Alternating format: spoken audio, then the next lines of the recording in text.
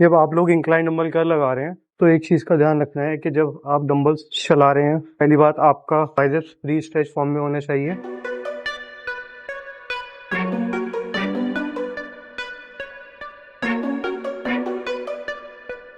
दो exercise legs की करने के बाद लेग्स का पंप आप देख ही सकते हैं। तो ये हमारे लेग्स का पंप।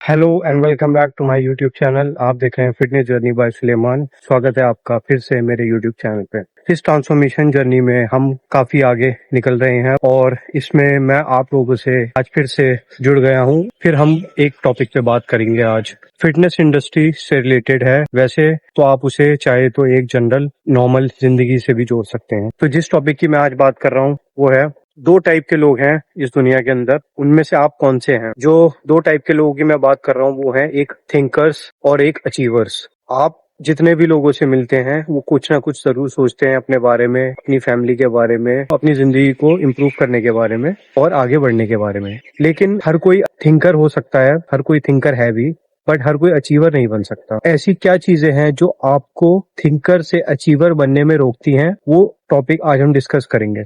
तो जैसे कि मैंने कहा था, आप इसे फिटनेस से भी जोड़ के देख सकते हैं और इसे एक नॉर्मल जिंदगी से भी जोड़ के देख सकते हैं। अपना एक्सपीरियंस जो मैं आपके साथ शेयर कर रहा हूँ कि मैं एक थिंकर से अचीवर की तरफ कैसे बढ़ रहा हूँ। I am still trying to achieve many things in life. कुछ चीजें अचीव कर ली हैं और कुछ चीजें अचीव करना चाहता हूँ। हम थिंकर से अचीवर कैसे बन सकते हैं? थिंकर वो होते हैं जो सुबह उठते हैं, सोचते हैं कि आज हमें ये करना है, करते भी हैं, लेकिन कहीं ना कहीं थोड़ी बहुत परेशानी अगर उनकी रूटीन में आ जाए, उनकी जिंदगी में आ जाए, उनका जो प्रोसेस होता है वो तो स्लो हो जाता है या वो रुक जाता है। बट अचीवर्स के साथ ऐसा नहीं है। यही एक डिफरेंस होता है थिंकर्स और अचीवर्स में। हम प्लान जरूर कर सकते हैं, लेकिन क्या वो चीजें हमारे प्लान के अकॉर्डिंग चलेंगी, ऐसा जरूरी तो नहीं।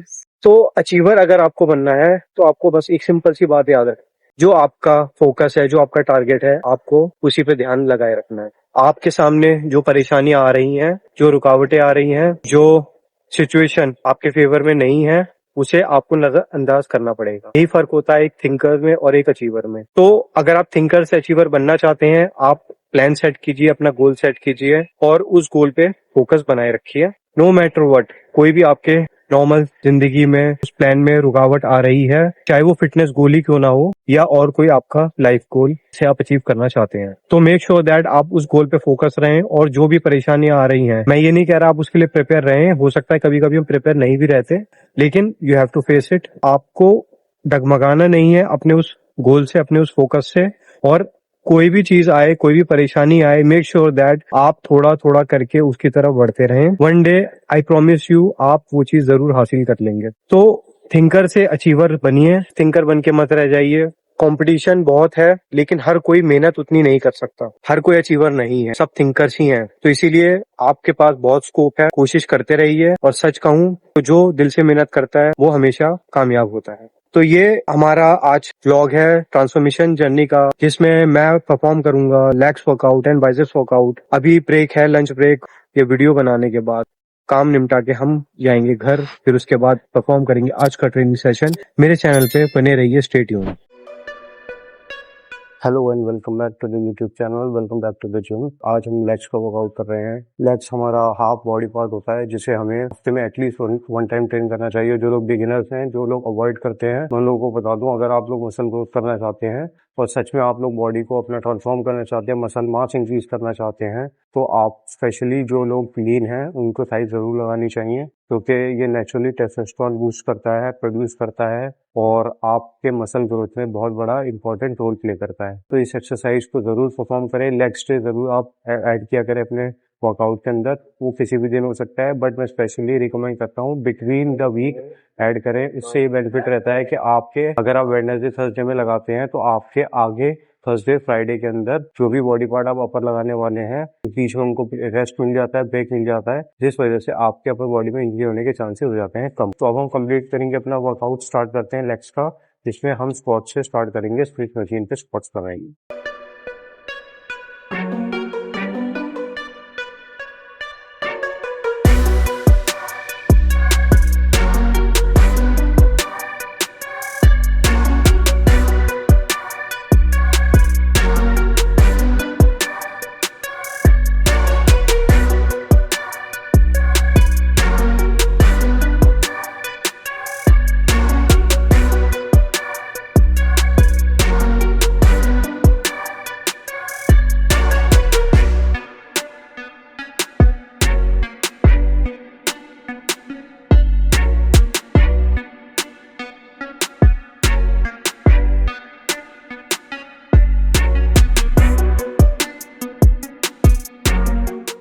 तो हमारे ये पहली एक्सरसाइज स्मिथ मशीन स्क्वाट्स हो गई कंप्लीट, जिसमें हमने लगा लिए हैं 2 से 3 सेट्स और हमारी मूवमेंट रही है slow and negative reps control में आएंगे। तो नेक्स्ट एक्सरसाइज है हमारी लेग प्रेस, और इसमें हम थोड़ा सा हैवी वेट ट्राई कर सकते हैं, बट आपको ध्यान रहे कि इसमें आपने ज्यादा चीट नहीं करना है, क्योंकि इसमें भी चांसेस रहते हैं आपके लोअर बैक पे थोड़ा बहुत स्ट्रेन आने के।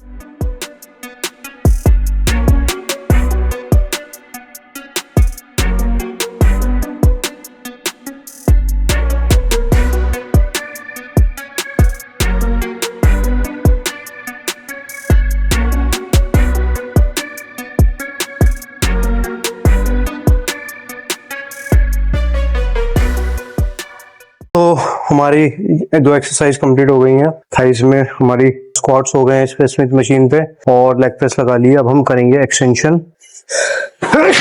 सॉरी, मौसम बदल रहा है, अपना ध्यान रखो। बहुत लोग बीमार पड़ रहे हैं बदलते मौसम में, बट फिलहाल अभी तक इम्यूनिटी मेरी अच्छी रही है। नॉर्मल वायरल कफ कोल्ड से मैं दूर ही रहा हूँ, और उसका बहुत बड़ा रीजन है मेरी क्लीन डाइट और प्रोसेस फूड का इंटेक बहुत कम, ऑलमोस्ट नेग्लिजिबल है। तो इसीलिए अगर आप भी अपना इम्यून सिस्टम इंप्रूव करना चाहते हैं, उसे स्ट्रांग बनाना चाहते हैं, तो ध्यान रहे प्रोसेस फूड का कंजम्पशन कर दीजिए बहुत कम, क्योंकि उसी से ही आपकी इम्यूनिटी पे फर्क पड़ता है। और भी बहुत सारे फैक्टर रहते हैं। प्लस आपको एक्सरसाइज फिट रहना है, तो आपको हल्का फुल्का वेट ट्रेनिंग करनी पड़ेगी।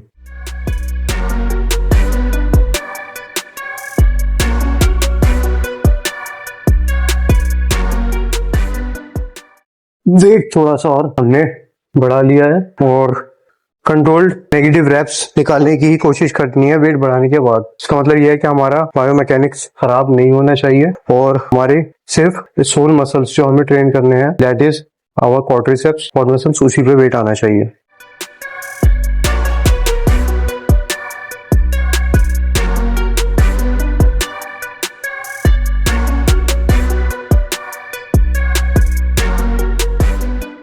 Look at those quadriceps.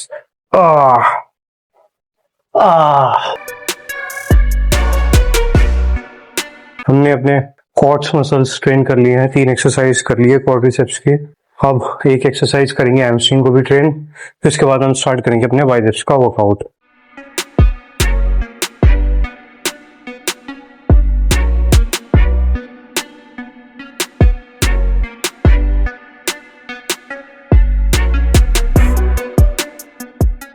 Thighs का वर्कआउट हो गया हमारा कंप्लीट, और अब हम स्टार्ट करेंगे अपने बाइसेप्स के वर्कआउट, जिसमें 3 एक्सरसाइज रखेंगे। 4 एक्सरसाइज हमने कर लिए हैं अपने क्वाड्स एंड हैमस्ट्रिंग को ऐड करके। अभी फिलहाल जो हमारी क्वाड्स की पोजीशन है वो आप देख सकते हैं कि ये है फिलहाल हमारे एब्डक्टर्स और एडक्टर्स हैं।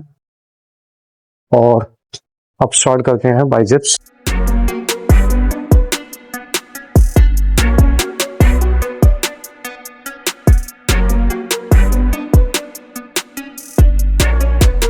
जब आप लोग इंक्लाइन डंबल कर लगा रहे हैं, तो एक चीज का ध्यान रखना है कि जब आप डंबल्स चला रहे हैं, पहली बात आपका बाइसेप्स री-स्ट्रेच फॉर्म में होना चाहिए, पीछे की तरफ ना कि आगे की तरफ रख के चलाना है। पहले से ही खिंचाव इसमें डेवलप्ड रहना चाहिए। फिर दूसरी बात, जब आप डंबल्स कर्ल कर रहे हैं, तो आपने अपने शोल्डर्स को स्विंग नहीं करना।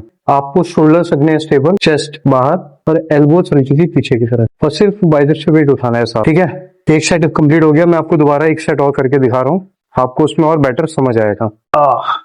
स्ट्रेच, एल्बोज पीछे, चेस्ट लिफ्टेड, और शोल्डर्स में कोई स्विंग नहीं आना चाहिए। 2 3 4 5 6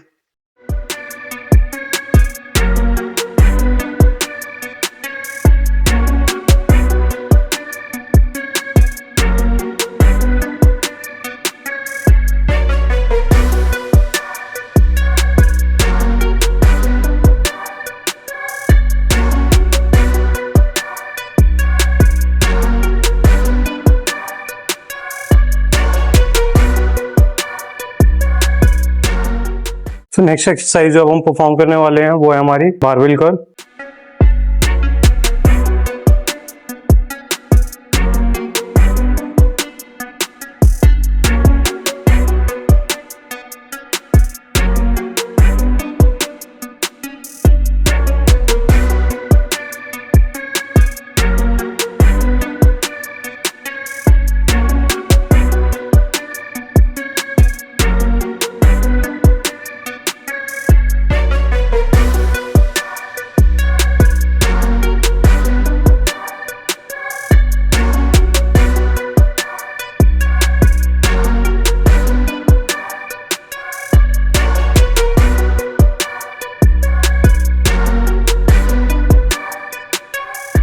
ये था हमारा आज का वर्कआउट जिसमें हमने लेग्स और अपने बाइसेप्स ट्रेन किए हैं। लेग्स भी बहुत अच्छे पंप हो गए हैं और बाइसेप्स भी इसके बाद बहुत अच्छे कंडीशन से आने स्टार्ट हो गए हैं। ये बस एक शुरुआत है, मैं इससे और बेहतर करना चाहता हूँ और इसीलिए मेरी ट्रांसफॉर्मेशन जर्नी में जुड़ने के लिए आप मुझे सब्सक्राइब कर लीजिए। मैं आपको वो चीजें बताने वाला हूँ जो एक normal daily routine, daily task करने वाला बंदा भी रह के कैसे अपनी फिटनेस को इम्प्रूव कर सकता है, अपनी डाइट इम्प्रूव कर सकता है और मसल मास गेन कर सकता हूँ। तो मिलते हैं नेक्स्ट वीडियो के अंदर। Stay tuned.